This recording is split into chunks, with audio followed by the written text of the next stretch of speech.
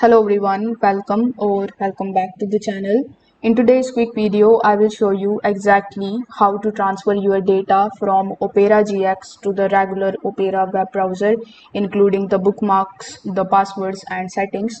So without further delay, let's get straight into it.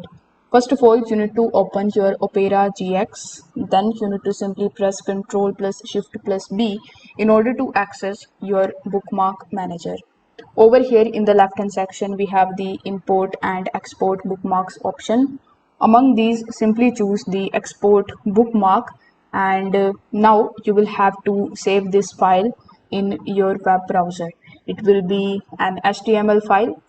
Once this step is done, you need to go to your Opera web browser just like so. Over here in the search bar, you need to search for Opera /settings / passwords.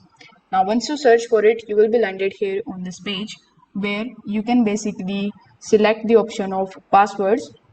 You may need to enter your system password and save the file in CSV. Now, after opening your regular Opera web browser, you need to again simply come here in the settings of your Opera browser. Over here in the search bar, you need to simply search for bookmarks in order to come here in your bookmarks setting.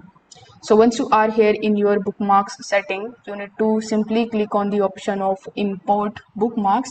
Then you need to select that same file which you have basically downloaded from Operagx. Once you have done that, it will start importing all of your folders and files into your regular Opera web browser. Now, in order to import the passwords, over here you need to simply open a new tab and search for this particular command. Once you search for it, you will be landed again here on this page where click on the option of import, and you need to simply import that CSV file here in your browser.